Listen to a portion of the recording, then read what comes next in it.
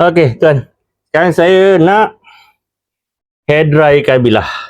Ni setting dia paling panas, paling tinggi. Bismillahirrahmanirrahim. Semburkan hair dry.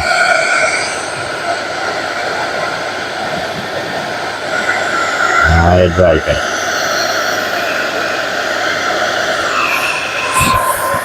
Hujung.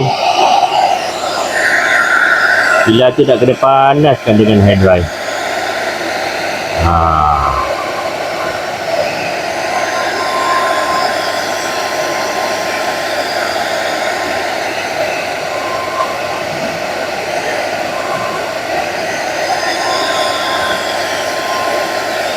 Ni rasakan panas.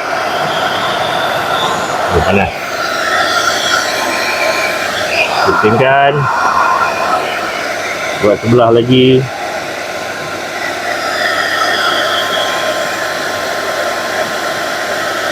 Ulang sampai betul-betul kering bilah tu ya. Kalau nak tahu dia betul-betul kering, bilah tu dia akan panas daripada pating sampai ke hujung dia. Ulang terus hair dry ni.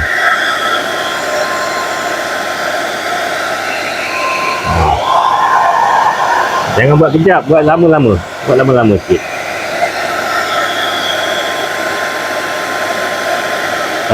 Dalam 15 ke 20 minit kita buat macam ni. Ulangkan aja.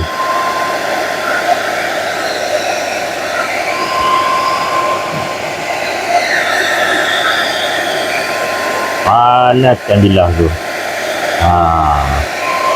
Pusing balik. Pusing sebelah balik.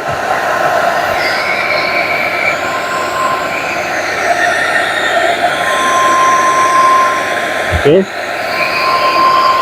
Teruskan dengan proses ni tuan ya. Nanti dah sudah habis saya akan sambung balik. InsyaAllah.